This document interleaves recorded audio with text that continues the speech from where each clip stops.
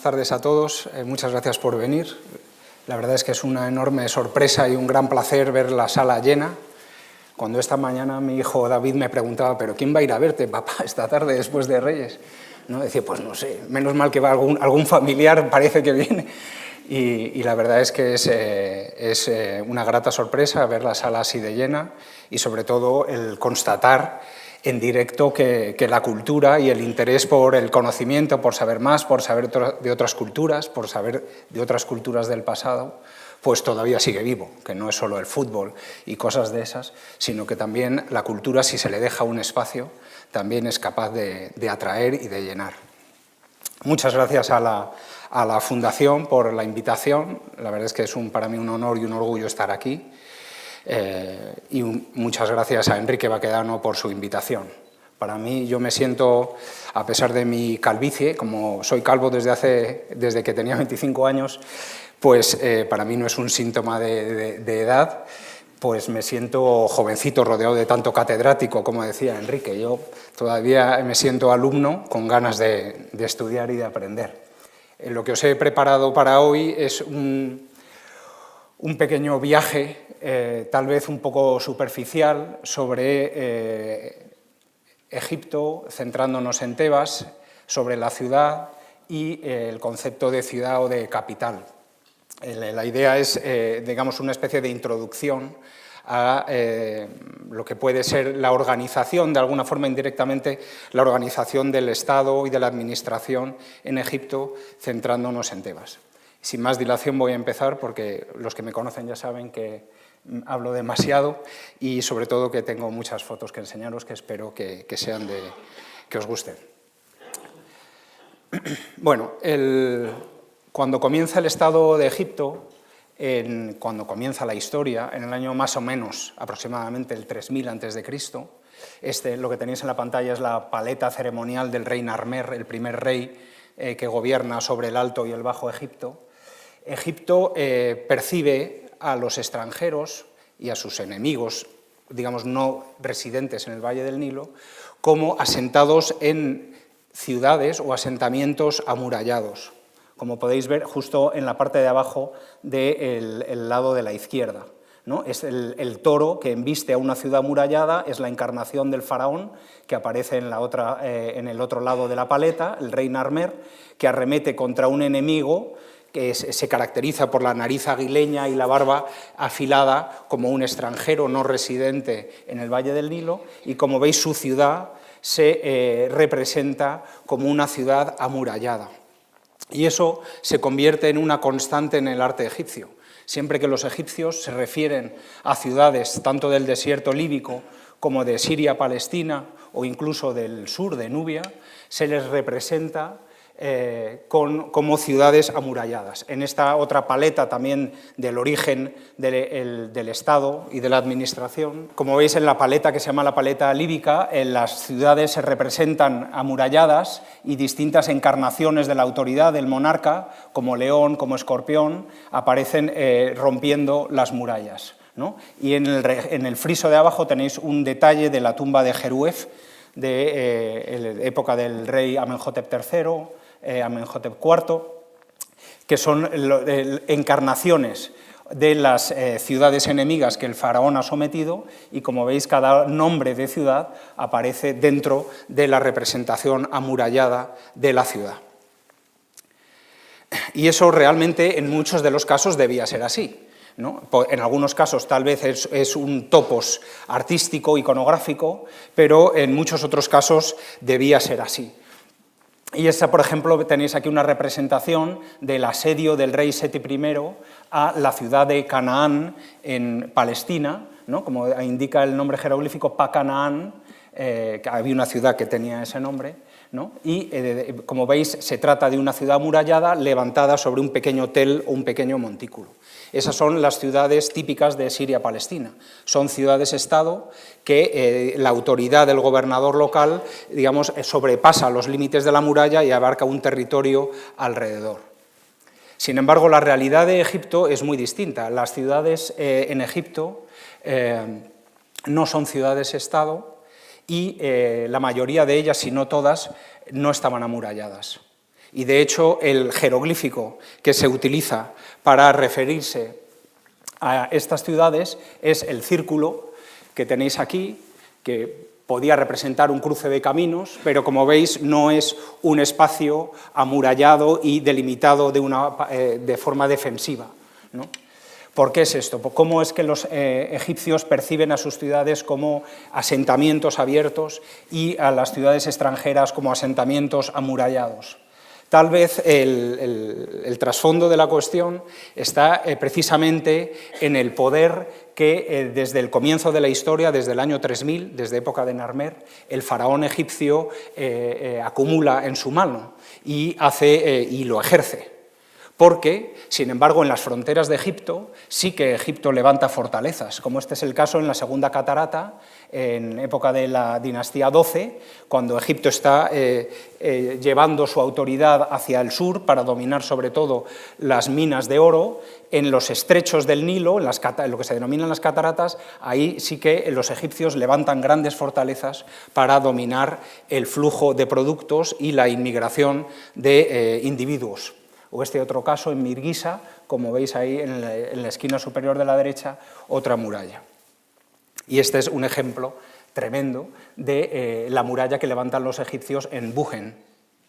Es decir, que lo que hace Egipto es fortificar sus fronteras, tanto en el sur como en el delta oriental, y las ciudades dentro del Valle del Nilo, entre la primera catarata y su desembocadura en el Mediterráneo, digamos, quedan como asentamientos abiertos, puesto que están protegidos en las fronteras. La primera capital que conoce Egipto es la ciudad de Menfis. En Menfis es donde supuestamente se asientan y desde donde gobiernan principalmente los primeros reyes de época tinita y del reino antiguo.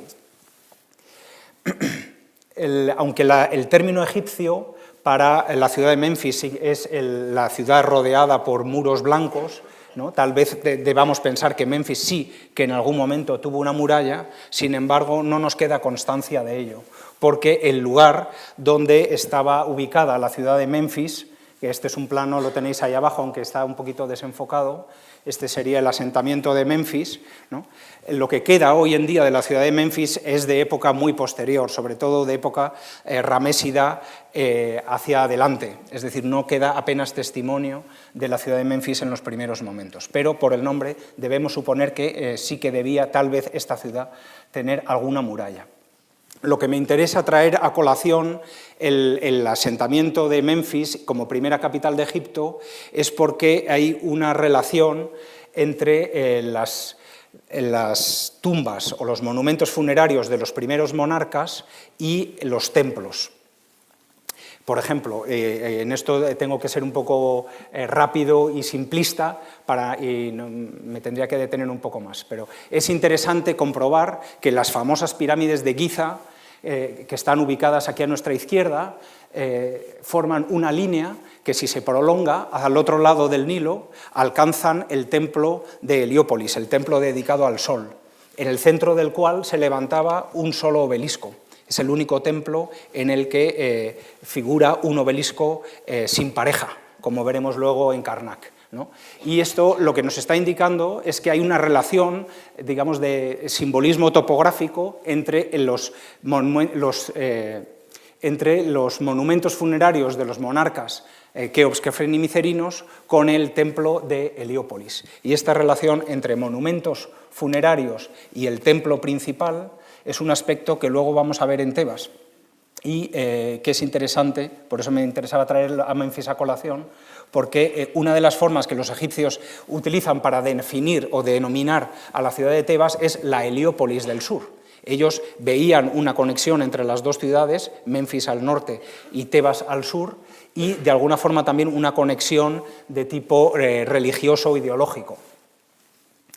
Estas son las tres grandes pirámides que todos tenéis en mente, ¿no? Con el paso del tiempo, el poder de los monarcas fue debilitándose y los monarcas de la dinastía sexta ya no son capaces de construir esas grandes pirámides, construyen unas pirámides más pequeñas, ¿no? Y a cambio de ello decoran su interior con textos religiosos, con los textos de las pirámides que supuestamente les ayudarán a alcanzar el más allá y la vida eterna.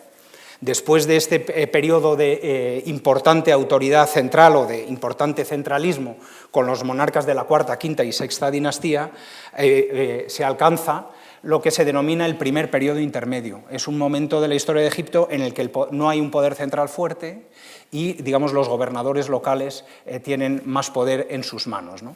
En este momento, los monarcas, que tienen un poder más débil, se mudan de la ciudad de Memphis a la ciudad de Heracleópolis, al sur del Fayum, y es allí donde se hacen enterrar.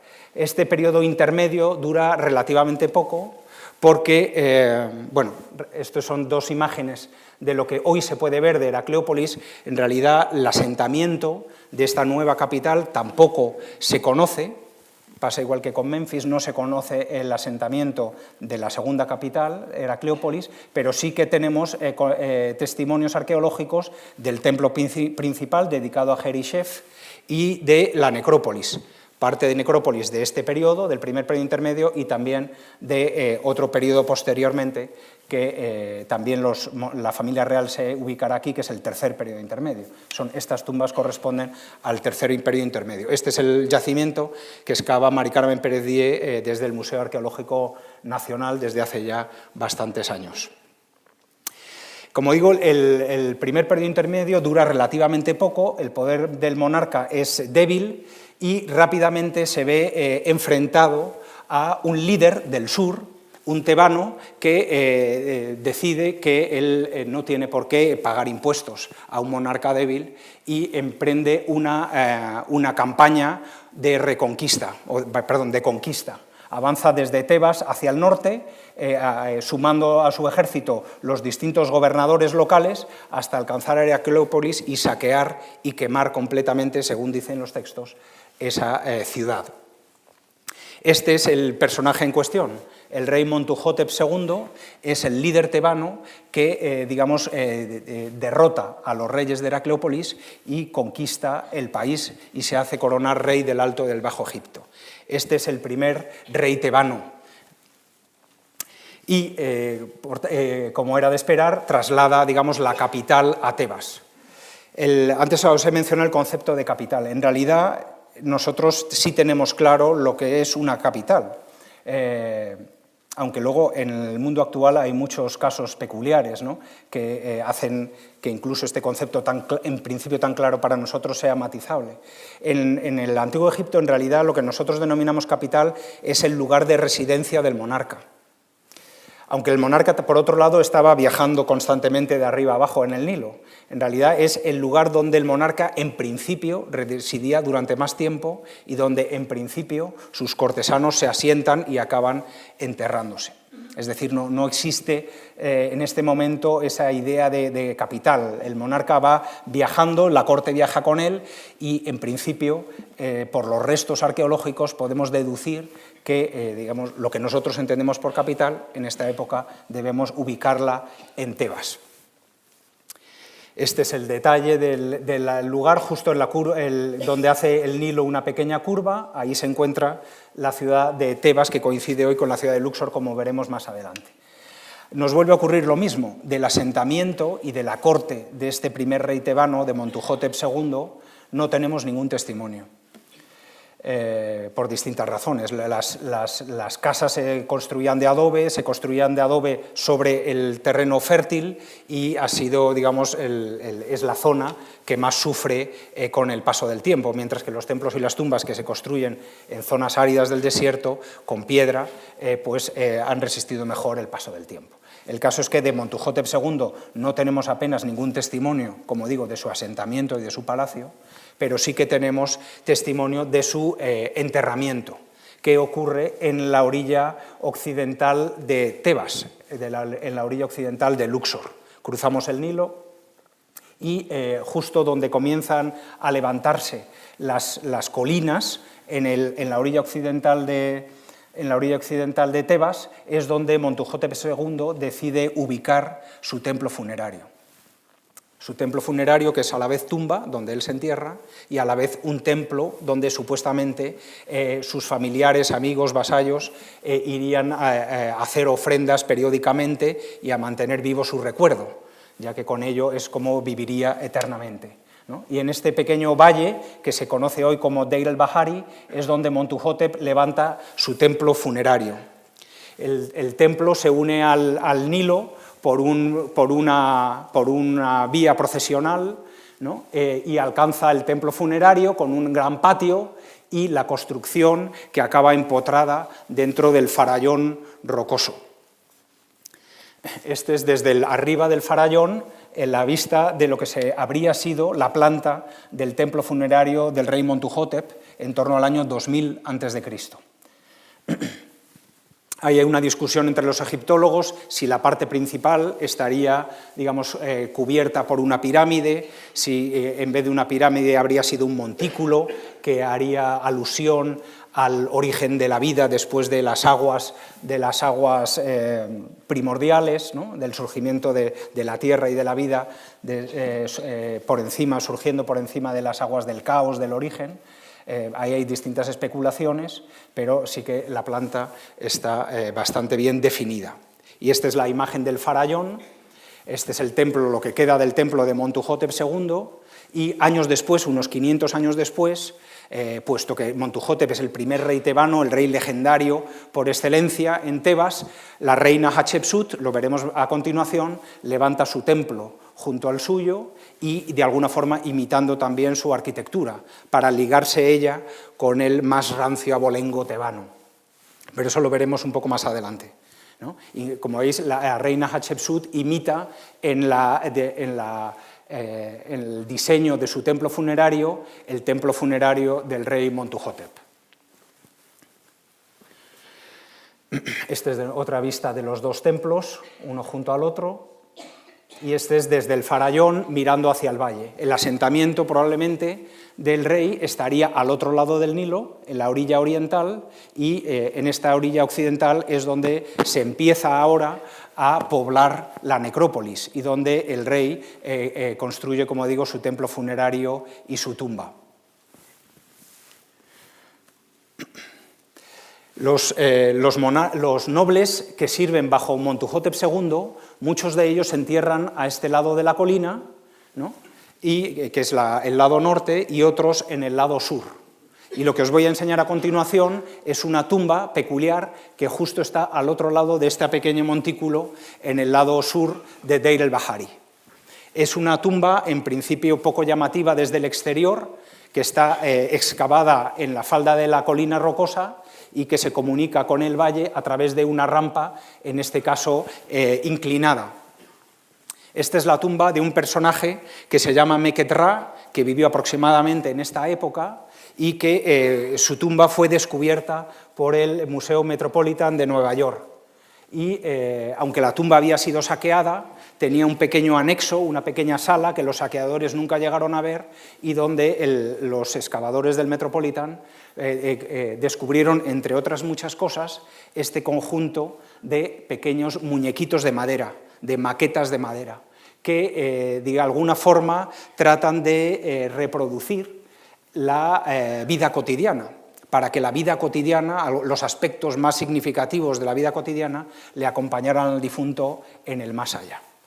Y gracias a estas maquetas podemos reconstruir lo que la arqueología todavía no nos ha ofrecido, que es cómo sería la vida en la Tebas del año 2000 a.C., ¿no? Esta es una pequeña maquetita, ¿no?, donde se reproduce cómo funcionaría un granero en aquella época, ¿no?, con los trabajadores vaciando los sacos de grano y los escribas, ¿no?, junto a ellos anotando las cantidades.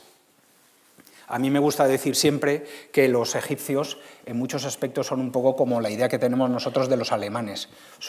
Eran bastante cuadriculados, nunca mejor dicho, ellos perciben el espacio siempre de forma cuadrangular o rectangular, ¿no? Por eso es llamativo también el signo jeroglífico para ciudad, que sea redondo, porque ellos siempre perciben el espacio, tanto cuando están dibujando o esculpiendo la pared de una tumba, como cuando están haciendo el trazado de una ciudad o de un templo.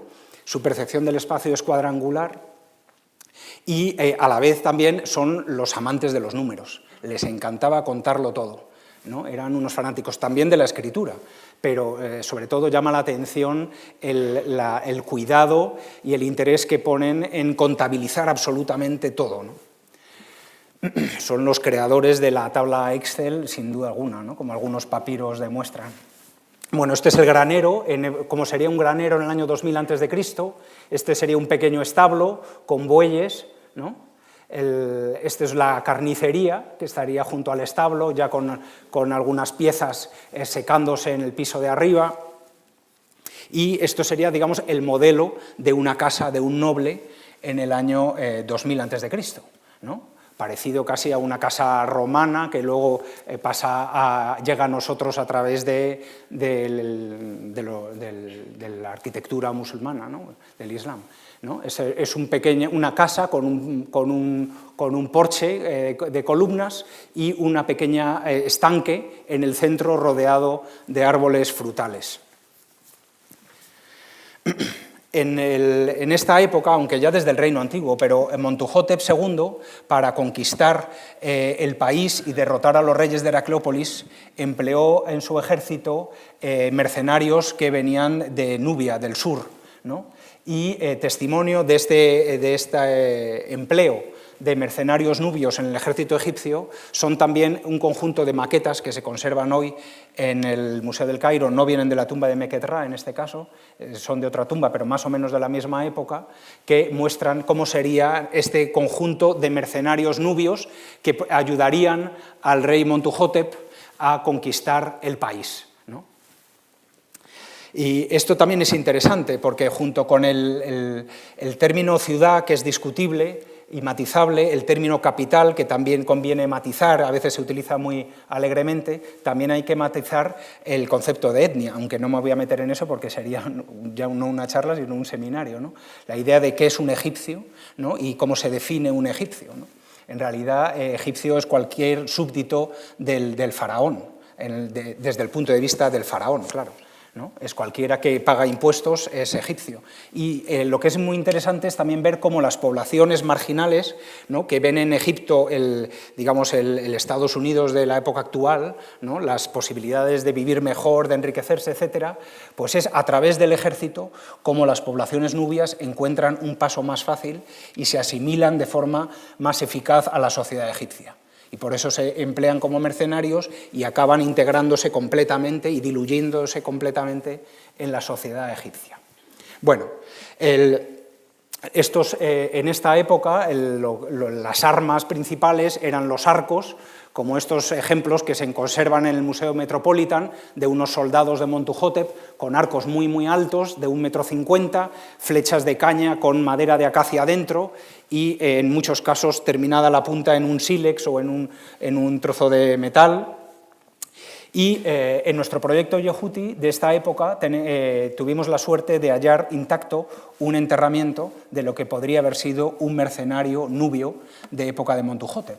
Esta es la colina de Drabu el Naga, que se levanta al norte de Deir el-Bahari. Este es el valle de Deir el-Bahari, que comunica el templo de Montuhotep y también el de Hatshepsut con el Nilo, ¿no? Y al norte se eleva esta pequeña colina que se conoce hoy con Drabu el Naga. Ahí llevamos nosotros ya 12 años excavando y tuvimos la suerte que excavando debajo de la entrada a la tumba de Yehuti, que es nuestro protagonista, Yehuti es de época de Hatshepsut, del año de 1470 a.C., excavando debajo del patio de entrada a la tumba de Yehuti, ¿no? Justo en ese área, encontramos un enterramiento intacto de la época de Montuhotep, que había sido empujado dentro de una oquedad rocosa, ¿no? Y semi-enterrado.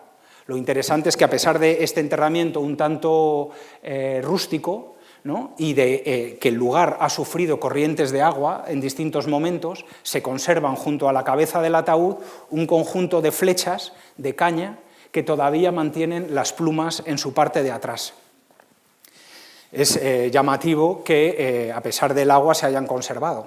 Y es también llamativo que, como veis, las flechas se han depositado intencionadamente junto a la cabeza y después de que el lugar se haya rellenado de tierra, y las flechas se han partido intencionadamente, para que no pudieran dañar al difunto por arte de magia. Como decimos nosotros que las armas las carga el diablo, los egipcios también tenían esa idea y por si acaso al propietario de este ataúd se le quiere enterrar con sus flechas, porque es un arquero, ahora lo veremos, pero por si acaso se le parten las flechas.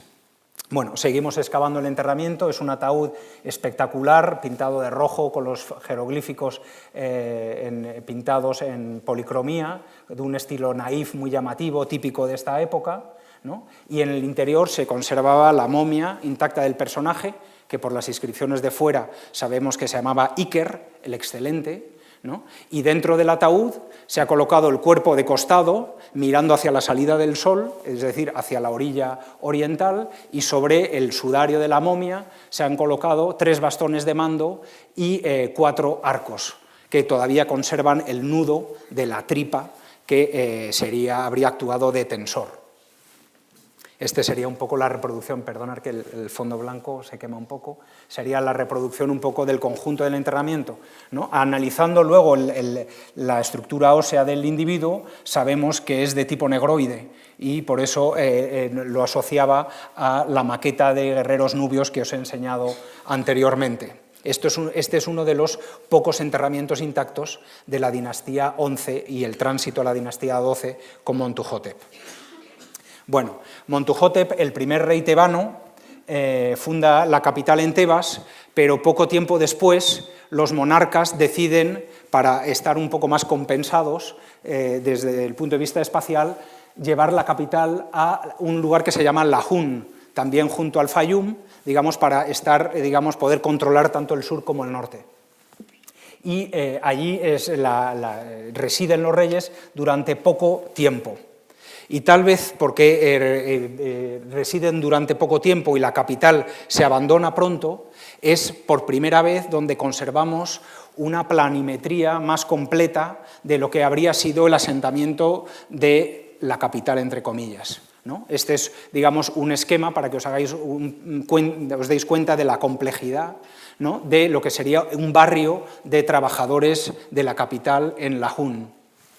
Este es un lugar también lo excavó Petrie en el siglo XIX y es un lugar también muy importante porque aquí se encontraron muchísimos papiros de tipo administrativo que nos ayudan a entender un poco mejor la administración y la administración real y cómo funcionaba la corte.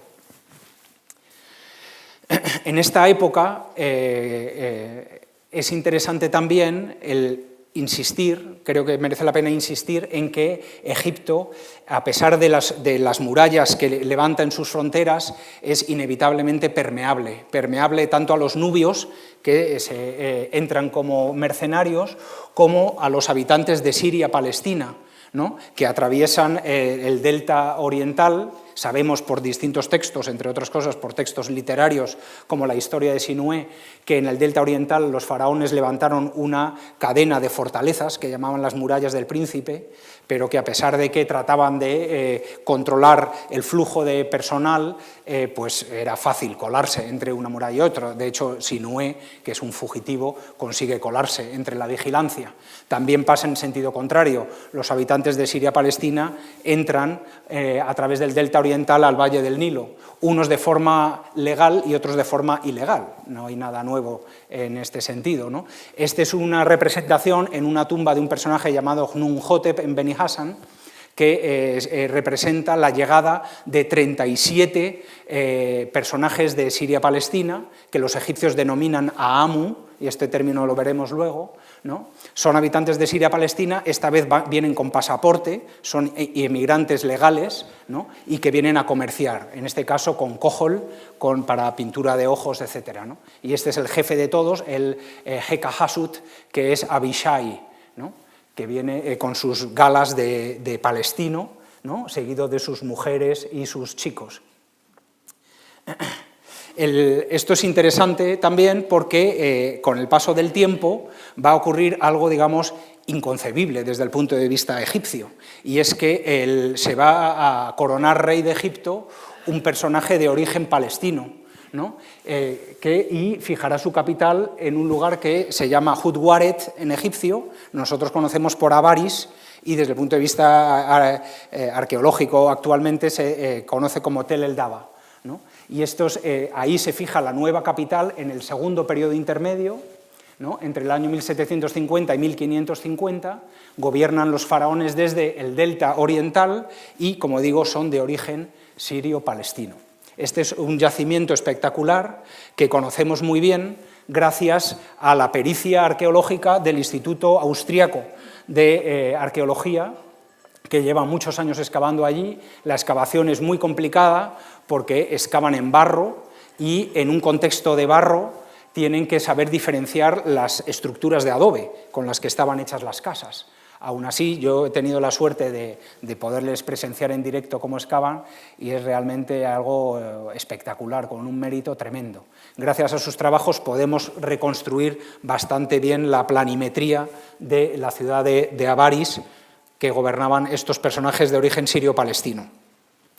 Avaris es también peculiar porque, siendo de origen sirio-palestino, ellos mantienen un comercio, un contacto muy intenso con todos los gobernantes de la costa levantina, de Siria-Palestina, también de Chipre, de Creta, y luego es muy curioso que por la ruta de los oasis se comercian también con los nubios, ¿no? Saltándose a los tebanos, ¿no?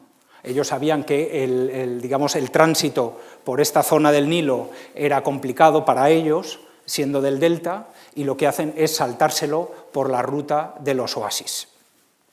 Y así Avaris es una ciudad realmente importante para entender el comercio y las relaciones internacionales en esta época. Esto le dejaba a Tebas fuera de juego, ¿no? Y esto es lo que hace que, llegado un momento, un líder tebano, igual que lo hizo Montuhotep en el año 2000 a.C., un líder tebano decide emprender una guerra contra el norte para hacer valer, digamos, sus derechos, sus ambiciones, etc., ¿no? Y eso es lo que comienzan a hacer los tebanos en el siglo XVII a.C. Los primeros de ellos que conocemos no tuvieron mucho éxito. Uno de ellos fue un tal Seqenen-Ra, que empezó la guerra de reconquista, ¿no? Y no le fue muy bien, como su momia claramente muestra, ¿no? Con golpes de hacha en distintas partes de su cráneo. Otro personaje que, a pesar de mandar escribir inscripciones muy espectaculares, tampoco le fue muy bien, fue Kamose. Kamose es un líder tebano que de nuevo continúa la política de Seqenen-Ra, viaja hacia el norte tratando de imponer su autoridad, pero llega a las puertas de Avaris, pero no consigue conquistar la ciudad de Avaris. Aún así, manda inscribir una gran inscripción, de hecho lo hace por cuatriplicado, ¿no? Donde va relatando toda su marcha hacia el norte y cómo llega a las murallas. Su ataúd se encuentra hoy en el Museo del Cairo y fue hallado en Drabu el Naga, muy cerquita de donde nosotros estamos excavando. También en Drabu el Naga se enterraron personajes, reyes, líderes de Tebas antes de conquistar el país, como este caso Nebjeperra Intef, cuya pirámide ha descubierto el Instituto Arqueológico Alemán muy cerquita de nosotros. El ataúd se encuentra hoy en el Museo Británico. Estos dos Intef, cuyo ataúd también se encuentra hoy en el Louvre y fueron hallados en Drabu el Naga. E incluso la reina Hotep, cuyo ataúd se encuentra en el Museo del Cairo, también fue hallado en Drabu el Naga. Estos son, digamos, parte de la familia real de los líderes tebanos que luchan por reconquistar el país desde el sur. Todos estos ataúdes, aunque no se sabe exactamente dónde se hallaron, provienen de la zona norte de Drabu el Naga, justo lo que tenéis marcado en ese rectángulo amarillo, como veis, muy cerquita de nuestro proyecto. Hace unos años nosotros empezamos a excavar al lado de la tumba de Yehuti, en lo que denominamos el sector 10, y de esta misma época estamos hallando miembros de la familia real de estos personajes, ¿no? El año pasado, o este año, que bueno, ya es el año pasado, encontramos este ataúd de un niño de unos 4 o 5 años de edad, que debió vivir en torno al año 1600 a.C., Encontramos también figurillas de madera de un tal Ahmose Apair, que sabemos que fue un príncipe importante dentro de la familia real de esta misma época, y también hallamos 3 inscripciones de otro príncipe llamado Intefmose, del cual se sabía bien poco hasta nuestras excavaciones. Es decir, que nosotros también estamos, si con Iker y añadimos nuestro pequeño granito de arena al conocimiento de la época de Montuhotep II, con la excavación del sector 10 contribuimos un poquito al conocimiento de estos líderes tebanos, de la familia de estos líderes tebanos que luchan por imponerse contra los del norte. Además de esta familia real, tenemos también digamos, objetos del ajuar funerario de personajes importantes, como este conjunto de figurillas funerarias, en este caso de barro, del portavoz de Negen, que es un lugar del Kab, al sur de Tebas, llamado Ahmose. De esta misma localidad del Kab, de donde provenía Ahmose, tenemos esta tumba de un general almirante llamado Ahmose, hijo de Ebana, que en su inscripción nos narra pormenorizadamente cómo él participa en la guerra de reconquista y cómo consigue, ya por fin, conquistar a Avaris con el rey Ahmose. ¿No? Este es el Ahmose, hijo de Ebana, que acompañando a Kamose, acompañando a otros líderes, con Ahmose consigue conquistar la ciudad de Avaris, por fin. Y esa conquista llevó, como pasó con Montuhotep años antes, a desplazar la capital de nuevo a la ciudad de Tebas. Y con ello comienza el Reino Nuevo en el año 1550 aproximadamente. De esta época también, nuestro pequeño proyecto tiene un documento importante, que es la tumba de Geri, el vecino de Yehuti. Geri vivió en torno al año 1520, muy probablemente cuando Tebas comienza a ser de nuevo capital de Egipto, ¿no? Y en su tumba, estas son las tumbas que nosotros estamos trabajando, su tumba es muy sencillita, las paredes del pasillo están decoradas en relieve y en una escena se representa el féretro de Geri siendo transportado de un lado a otro del Nilo, y lo que a nosotros más nos interesa es que en un banquete familiar se representan a 2 hermanos de Geri, y los 2 hermanos se llaman igual que el monarca que reconquista Egipto para los tebanos. Los 2 hermanos se llaman Ahmose, como el rey, ¿no? Ahí viene su hermano Ahmose. Pero lo que a nosotros más nos interesa es que su otro hermano, que también se llama Ahmose, para diferenciarse de su hermano mayor, recibe un apodo, y en este caso su apodo, Aamu, como Abishai habíamos visto antes, el semita, ¿no? Es decir, muy probablemente un hermano de Geri participa en la guerra contra los habitantes de Avaris, contra los reyes del delta, que los del sur identifican como semitas y por tanto les desprecian. Años después, cuando Tebas pasa a ser capital de Egipto nuevamente en el año 1550, unos años después, un personaje crucial para la historia de Egipto y para entender Tebas, ¿no?, hasta casi nuestros días, como veremos al final de la charla, es una mujer, la reina Hatshepsut. Ya habíamos mencionado rápidamente antes que Hatshepsut, para unirse al rey legendario tebano por excelencia, levanta su templo funerario junto a él, ¿no?, en Deir el-Bahari. Este es el templo de la reina Hatshepsut en el farallón de la necrópolis. Ya habíamos visto antes cómo la planta de los 2 templos se asemeja mucho, ¿no?, y cómo uno al lado del otro están encarando el valle. Siento que se vea un poquito mal estas. Esto es una recreación de lo que sería Tebas en el año 1150 a.C., un poco después que la reina Hatshepsut, pero para nuestros efectos funciona, ¿no? Lo que hace Hatshepsut es unirse a Montuhotep en Deir el-Bahari y convertir Deir el-Bahari en el centro del culto a los difuntos, ¿no? Teniendo la tumba de Montuhotep y teniendo su propio templo funerario en Deir el-Bahari, es el lugar, digamos, idóneo para llevar a cabo todo lo que tenga que ver con el culto a los difuntos. Y estando enfrente de la ciudad donde estaría el asentamiento de Tebas, lo que hace la reina Hatshepsut es impulsar el pequeñito templo del dios Amón que estaba en la ciudad. Hasta estos momentos, incluso en época de Montuhotep, hay que imaginarse Tebas como un pequeño pueblo, con muy poca importancia. Y el templo de Amón era también muy poco importante. De hecho, el templo principal en aquella época era el templo de otro dios que se llama Montu, que está un poco más al sur. La reina Hatshepsut lo que hace es este pequeño templito dedicado a un dios local, que es el dios Amón, decide irlo creciendo y asociarlo a su templo funerario. Y unir, como habíamos visto en Heliópolis, lo que son las tumbas, los templos funerarios, con el templo a la divinidad principal del lugar. Hacer un salto de un lado a otro del Nilo. Y ese salto, digamos, ella lo materializa impulsando una pequeña fiesta que ya había, pero que ella le da mucha más importancia, que es lo que se denomina la Bella Fiesta del Valle, durante la cual se saca una estatua del dios Amón, se le lleva en volandas, como nuestra Semana Santa, en un paso, se le hace cruzar el Nilo y se le hace visitar la zona de Deir el-Bahari. Con esta procesión anual, digamos, se une el carácter funerario de Deir el-Bahari y el carácter de culto a la divinidad local del dios Amón.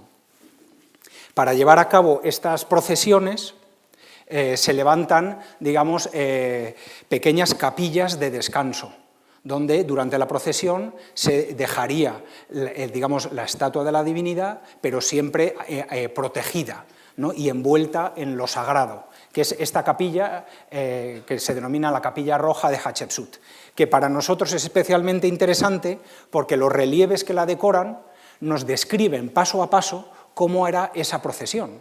Y aquí vemos, por ejemplo, a la reina Hatshepsut, que está haciendo unas ofrendas al sagrario que estaría encima de un altar. Este es el altar, ¿no? Sobre el altar hay una barca y sobre la barca el sagrario.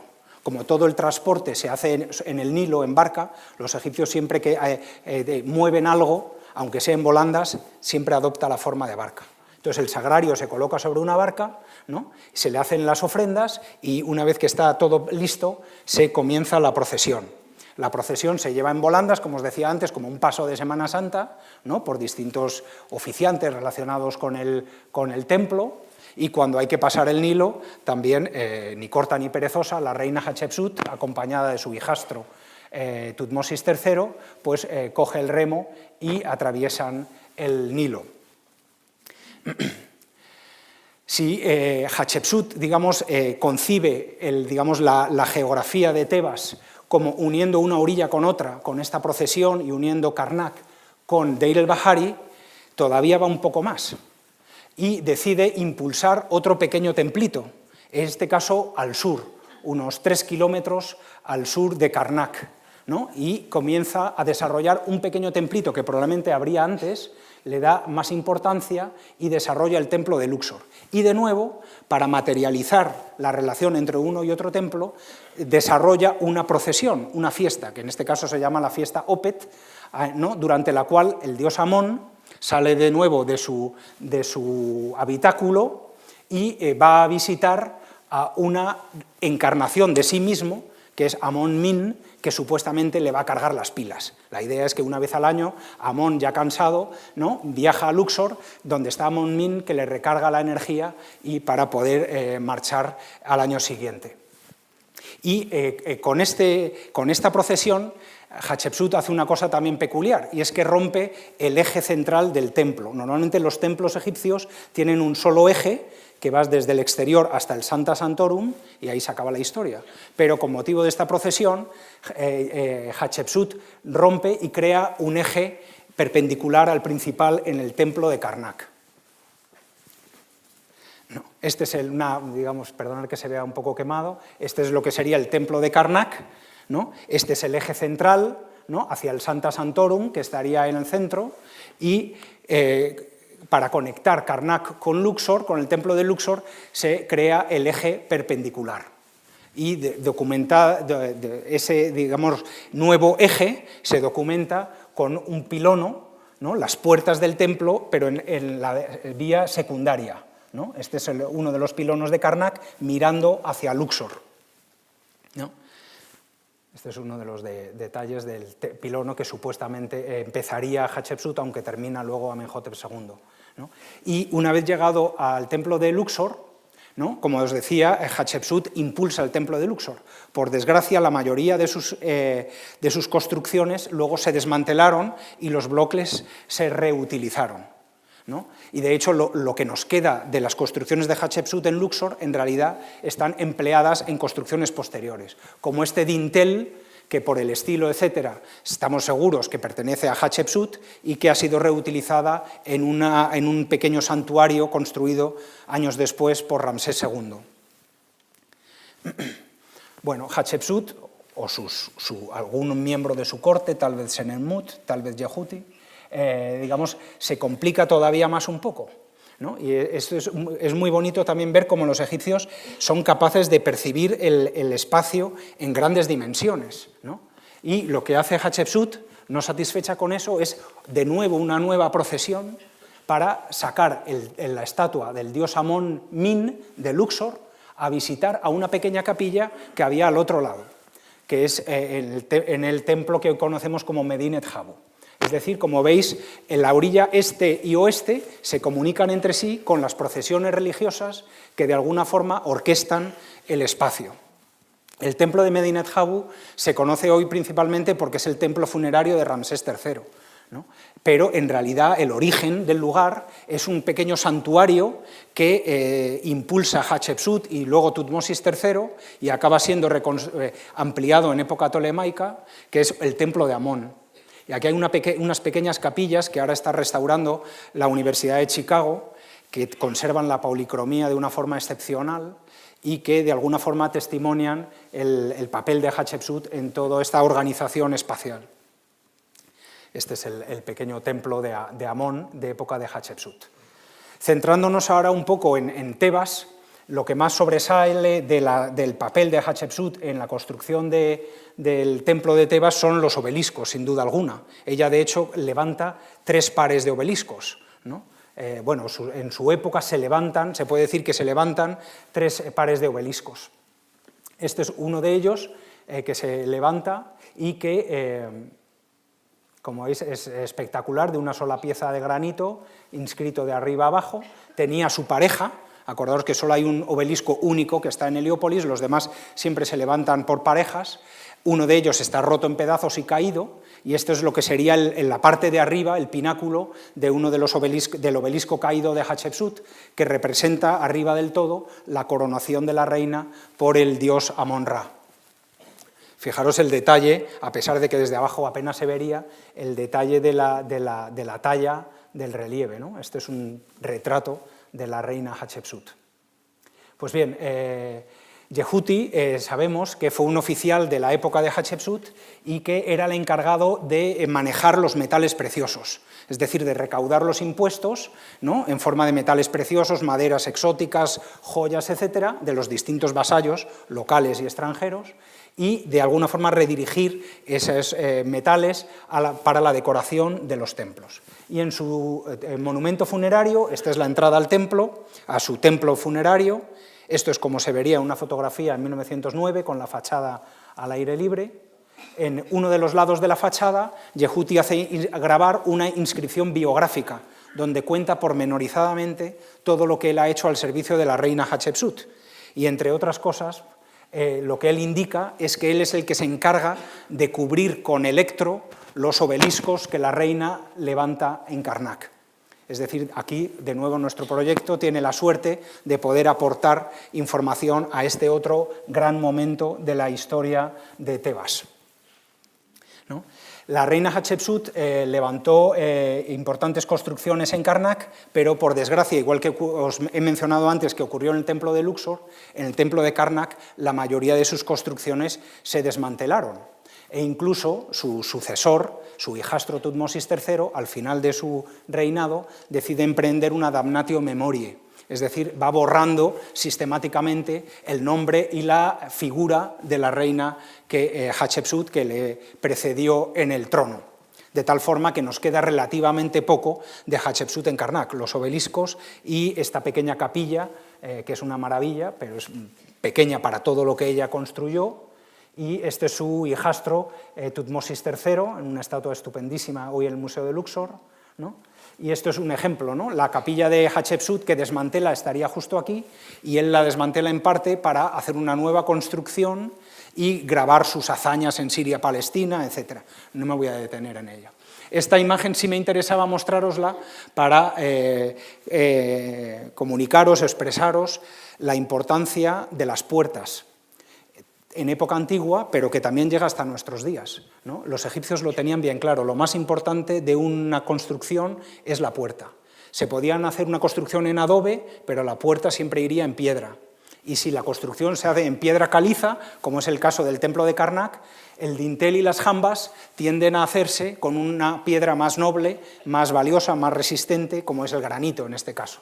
Y así Tutmosis III, cuando rehace este espacio, ¿no? Las paredes las hace de piedra caliza, pero el dintel en las jambas las hace de granito. Y tanto son importantes las puertas que en los templos egipcios reciben nombres. Y cada puerta, la mayoría de las veces, cuando se conserva la inscripción, va acompañada de su nombre, ¿no? Esta es una de las jambas, ¿no? Y aquí la inscripción nos dice puerta, ¿no? Seba de Menjeperra, y la puerta se llama Amón Werbau, Amón el Grande en poderes. Esta es la otra jamba, ¿no? Con el detalle de Amón besando al faraón Tutmosis III y el nombre de la puerta debajo. Igual que utilizábamos las maquetas de Mequetrra para saber un poco cómo era la ciudad, la vida, las casas en época de Montuhotep, en el año 2000 a.C., las tumbas de los cortesanos de la época, ¿no? del siglo XVI, del siglo XV, sobre todo, las tumbas de los particulares son una buena fuente para conocer los detalles de la vida cotidiana y de la organización del espacio y la vida en la ciudad. Los egipcios daban muchísima importancia a las huertas o a los jardines, ¿no? Y concebían siempre el espacio, como veíamos en la maqueta de Mequetrra, con una pequeña alberca en el centro y los árboles frutales alrededor. Y digamos que la vida familiar y la actividad económica estaba centrada en torno a estos espacios verdes, la mayoría de ellos amurallados o con una cerca. Esta es la puerta, ¿no? Que daría paso a la finca, ¿no? Fijaros que en realidad la muralla o la pequeña valla que tendría este espacio es insignificante, pero la puerta es lo que el artista tiene claro que tiene que reflejar. A través de otras tumbas también conocemos toda la actividad económica en los talleres, unos talleres asociados al templo y otros asociados a la administración real directamente. En la tumba de Rejmirra, por ejemplo, tenemos estos detalles, por ejemplo, en este caso, de elaboración de adobes, ¿no? Y ahí están fundiendo metal para hacer distintos objetos, etc. La tumba de Rejmirra es un documento fantástico para conocer cómo se hacían tanto las esculturas en piedra, los objetos de madera, los adobes, etc. ¿No? O este otro caso en la tumba de Najmin, que nos hace una pequeña planimetría muy esquemática de cómo sería su casa, ¿no? Con la avenida central, las columnas que veíamos también en la maqueta de Mequetrra años antes, ¿no? Y los pequeños árboles refrescando el espacio de la casa, ¿no? Este es un caso fantástico, ¿no? Donde además de la actividad económica, de recuento de ganado, elaboración de vino y embotellado de vino en las grandes vasijas, tenemos una fantástica representación de una casa de la época. Este es el detalle de la casa, ¿no? Lo que aparece arriba, en esos grandes triángulos, en realidad son como los belucs, ¿no? Son ventanas que se abren en el techo para airear la habitación. Y este otro detalle fantástico, una casa ya de varios pisos, ¿no? De Yehutinefer, unos años después que los casos anteriores. Este es el dibujo que no se ve muy bien. O este otro caso, este es un supervisor del tesoro que representa en su tumba toda la actividad relacionada con la elaboración de telas, ¿no? Aquí están pesando las distintas telas en forma de bolsa, en forma de lienzos, ¿no? Y el espacio, como veis, de forma esquemática, reflejado la división del espacio en habitaciones.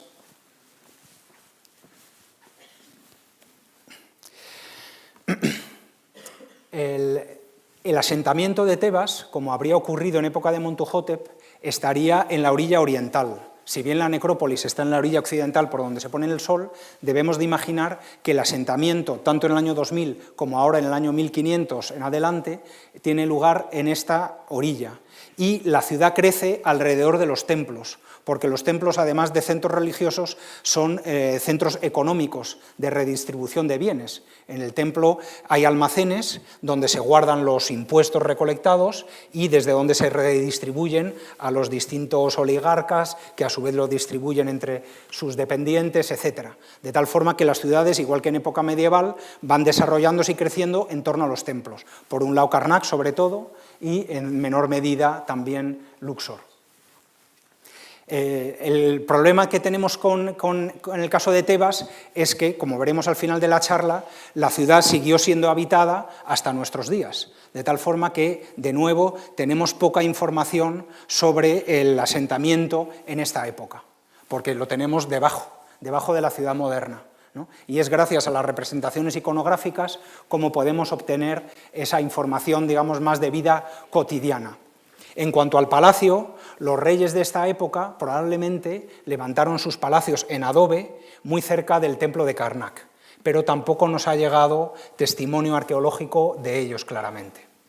Sin embargo, el rey Amenhotep III, por razones que se nos escapan, decidió mudarse y llevarse su residencia a la otra orilla, cosa que era anormal, ¿no? A la orilla de los muertos, a la orilla occidental, y construyó un palacio de nueva planta en un lugar que se conoce hoy como Malkata.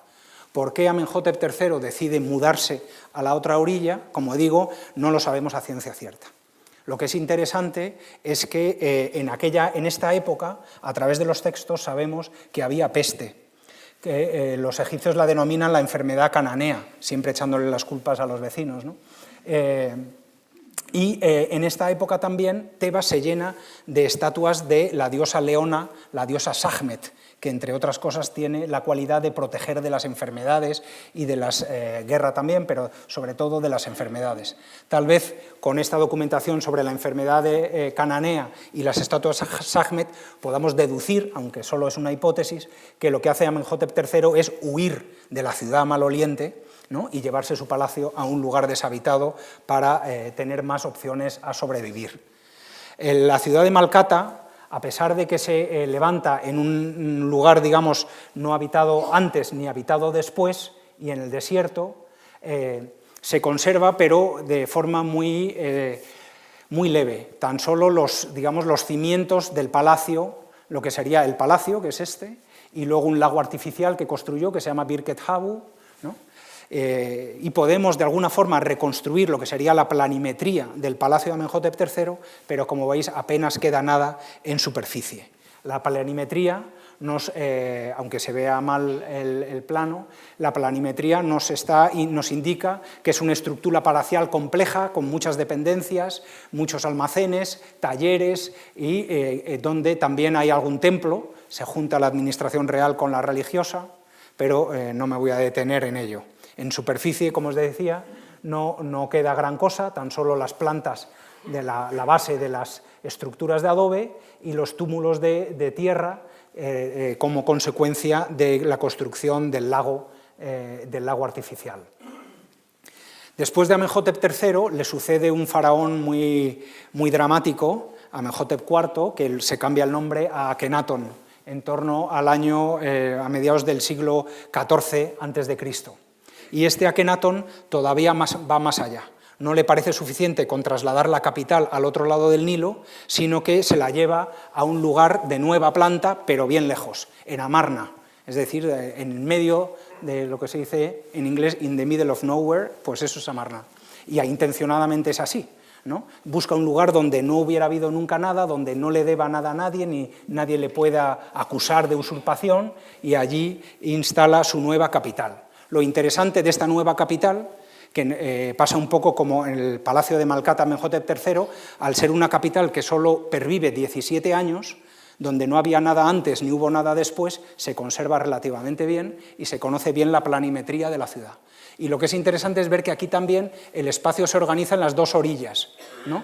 Y el espacio en este caso se delimita por estelas de frontera, que son lo que tenéis señalado en los círculos, que delimitan perfectamente el territorio de la ciudad, con grandes estelas de frontera, y a pesar de que toda la ciudad, e incluso en este caso las tumbas, por razones religiosas que no voy a entrar ahora, las tumbas se construyen también en esta orilla, la ciudad coge las dos orillas, ¿no? Jugando de nuevo como pasaba en Tebas con uno y otro lado del Nilo. La planimetría también se conoce, como digo, muy bien, además lo ha excavado uno de los mejores arqueólogos que ha dado la arqueología, que es Barry Kemp, de la Universidad de Cambridge, que es un fantástico arqueólogo, lleva muchos años trabajando ahí y ha podido recomponer toda la planimetría de la ciudad, todavía más compleja de lo que sabemos a través de Malkata, con distintos palacios, templos, zonas de talleres, de habitación, etc. ¿Por qué traigo a Amarna a colación? Porque, digamos, Akenatón, aunque funda la capital de nueva planta, en realidad lo que está imitando es Tebas. Y si queremos saber cómo podría haber sido Tebas en aquella época, Amarna puede servirnos de buen ejemplo, ¿no? De nuevo pasa como Malkata, apenas queda nada en superficie. Esto es una imagen de la llanura de Amarna, con una estupenda moto egipcia que da ganas de montar, ¿no? Este es desde las colinas, la planicie gigantesca, nos tenemos que imaginar a Akenatón y a Nefertiti corriendo en carro de un lado a otro por esta llanura, ¿no? Y esto es lo que queda de una de las estelas de frontera marcando el territorio, con las estatuas de Akenatón y Nefertiti y un texto grabado en la roca, ¿no? Donde queda constancia de que nadie poseía ese territorio, que Akenatón lo coge como primer ocupante y que la ciudad está dedicada al dios Atón. Bueno, a través de las tumbas de Amarna, aunque quedaron luego sin ocupar, porque la capital solo duró 10 años y al final los cortesanos acabaron volviendo a Tebas, pero la decoración que ya empezó a decorar las paredes interiores de las tumbas de la época, a través de esta decoración también sabemos cómo sería la ciudad, como este es el caso de la tumba de Merirra, donde reproduce digamos, de una forma esquemática, cómo sería el palacio del rey Akenatón, ¿no?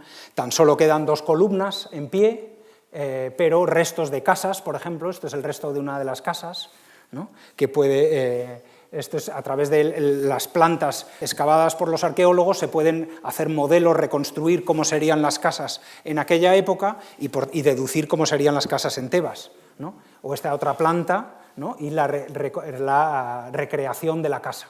Luego, además, se conservan todos los talleres de artistas, del artista Yehuti, que hizo el famoso busto de Nefertiti, se conserva también lo que sería la casa de los archivos, donde se conservan las cartas diplomáticas que cambiaba Akenatón con el rey Hitita, el rey de Babilonia, etc. Y, como digo, a pesar de que en superficie se ve poco, es mucha la información que los arqueólogos sacan de ello.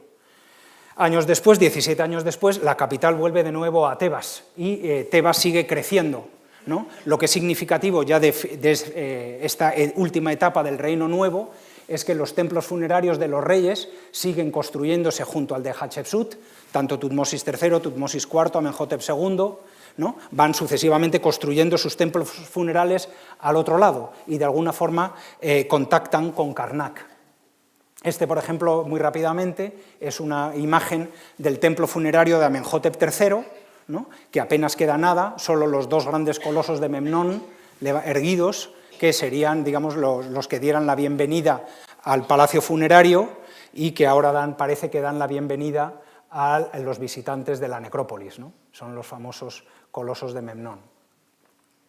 Años después, otro templo funerario que se conserva relativamente bien es el del famoso Ramsés II, en torno al año 1200 a.C., ¿no? Se levanta justo donde alcanzaba la inundación del Nilo, todo el transporte se hacía por agua, ahí se levanta en zona ya seca, ¿no? Y lo que es interesante de este complejo funerario es que nos sirve para darnos cuenta que los templos son mucho más que templos, incluso los funerarios, y alrededor de lo que sería el recinto sagrado se levantan en adobe toda una serie de almacenes y talleres relacionados con el templo, ¿no? Esta vista aérea, una magnífica fotografía sacada por nuestro fotógrafo Pito Latova desde un globo aerostático, nos muestra la extensión de los almacenes alrededor del recinto funerario de Ramsés II. Este es el detalle del templo que están reconstruyendo los franceses, el Instituto francés y el Sénégués en Francia. Y años después, el templo funerario de Ramsés III, que es el que Medinet Habu que mencionamos antes de pasada. Y Medinet Habu es un buen ejemplo también, no solo para mostrar los talleres alrededor del recinto sagrado, sino para darnos cuenta que los templos sí que estaban amurallados. Es decir, las ciudades no se amurallan en su conjunto, pero sí los templos y tal vez los palacios. Pero sobre todo los templos, centros económicos, se rodean de grandes murallas de adobe, ¿no? Este es el templo funerario de Ramsés III, este sería el templo de Amón que construye Hatshepsut, justo aquí, el pequeñito, y digamos, aprovechando el éxito, la importancia de esa pequeña capilla, Ramsés III levanta aquí su templo funerario y su muralla lo engloba incluso, ¿no? Asegurándose que van a visitarle sí o sí durante años su templo, ¿no? Este es otro detalle del templo de Ramsés III, y esta es la entrada magnífica al recinto funerario. Un caso peculiar, y con ello ya voy a ir terminando, es que entre el templo funerario de Ramsés III y el templo funerario de Ramsés II se encuentra la pequeña villa de los artesanos que decoraban las tumbas reales del Valle de los Reyes, ¿no? Y esta pequeña, no es una ciudad, es un poblado, sí que se conserva realmente bien y sí que podemos conocer detalles de la vida cotidiana y de la estructura de las casas, ¿no? Esta es la relación entre Deir el Medina a nuestra derecha, la ciudad de los artesanos, y Ramsés II ahí al fondo, ¿no? Y como veis, esta pequeña villa sí que tenía una muralla porque había que controlar a los trabajadores, sobre todo como los trabajadores trabajaban con herramientas de metal, para que no fueran sisando el metal de las herramientas, se establecían controles en la puerta que pesaban las herramientas para asegurarse que no había habido pérdida del metal, que era tan difícil de obtener y tan valioso, ¿no? Entonces, en ese sentido, Deir el Medina es un poco excepcional. Los asentamientos, como he dicho desde el principio, no estaban vallados, en este caso sí, por razones concretas, ¿no? Pero esto es un caso estupendo para estudiar un asentamiento, ¿no? Aunque no sea extrapolable lo que se aprenda de él, ¿no? Y esto es una recreación de las calles estrechas, con las casas, algunas de 2 alturas, ¿no? Y las ventanas que se abren en los techos para airear las casas, ¿no? Esto es una recreación de lo que podría haber sido una casa, ¿no? Y lo que es también interesante, y de nuevo nos da una oportunidad la arqueología, es que estos trabajadores de Deir el Medina, que vivían a un lado del farallón, trabajaban en las tumbas de los reyes a otro lado del farallón, y entre medias fueron construyendo un pequeño poblado de descanso, justo arriba de la montaña. Y estas son las casas, digamos, de la estación intermedia de los trabajadores de Deir el Medina, que vivían a un lado y que trabajaban al otro en el Valle de los Reyes, que quedaría justo aquí a nuestra izquierda. Ahora lo vais a ver mejor, ¿no? Las casas quedan ahí a nuestra derecha, ¿no? Y el Valle de los Reyes justo a este lado. De nuevo, estas casas que se conservan nos permiten conocer algún detalle un poco de la estructura de las casas y de la forma de organizarse los egipcios, ¿no? A medida que fue pasando el tiempo, Karnak fue creciendo, fueron creciendo hacia afuera las puertas, ¿no? De ahí que Karnak tiene un número enorme un gran número digamos, de pilonos y de puertas que van dando acceso al Sancta Sanctorum, con algunas de las estancias con grandes columnas que estarían cubiertas con techos de madera, ¿no? Y el templo, digamos, va creciendo del Sancta Sanctorum hacia afuera, y como veis se van construyendo sucesivas puertas, ¿no? Enfatizando la vía procesional, hasta el punto que incluso la puerta de atrás es importante. Y eso hace mucho tiempo le dediqué yo mucha atención a las puertas de atrás en los templos, porque es la vía de acceso del pueblo a la divinidad, ¿no? Digamos, la vía principal supuestamente está restringida para los sacerdotes y las fiestas oficiales, y el pueblo, cuando quiere dirigirse a la divinidad y quiere estar más cerca de Dios, lo que hace es irse por la puerta de atrás, ¿no? Y de hecho está más cerca del Sancta Sanctorum, y ahí le dirige las oraciones. Y de hecho en esta magnífica puerta, la puerta de atrás del templo de Karnak, tiene un nombre, ¿no? Está dedicada al dios Amón, el que escucha las súplicas, ¿no? Y es, como digo, incluso la puerta de atrás tiene nombre. Si bien dentro del templo se representa, digamos, el cosmos ordenado, el rey haciendo ofrendas, interactuando con los dioses, como en este caso Ramsés II, ¿no? En las paredes de fuera del templo se representa el caos, o el contacto del mundo ordenado con el caos, y esa es la guerra, ¿no? En las paredes exteriores del templo de Karnak son donde se representan las escenas bélicas del faraón, que es el orden, ¿no? Luchando y derrotando a los enemigos extranjeros, que son el caos. Este es un detalle muy bonito del rey Seti I, que negocia, en este caso no guerrea, sino que negocia con un jefe del Líbano para que le proporcione madera de cedro, con el cual construir o elaborar los estandartes a la entrada del templo de Karnak. Este es el jefe del Líbano, ¿no? Rindiéndole pleitesía al faraón y ofreciéndole madera de cedro. Es decir, que no siempre son escenas violentas, es el contacto del faraón con el extranjero. Junto al templo de Amón en Karnak se levanta el templo de Honsu, que de nuevo sigue la misma estructura, distintas puertas que avanzan hacia el Sancta Sanctorum, hacia la divinidad, ¿no? Y lo mismo ocurre con Luxor.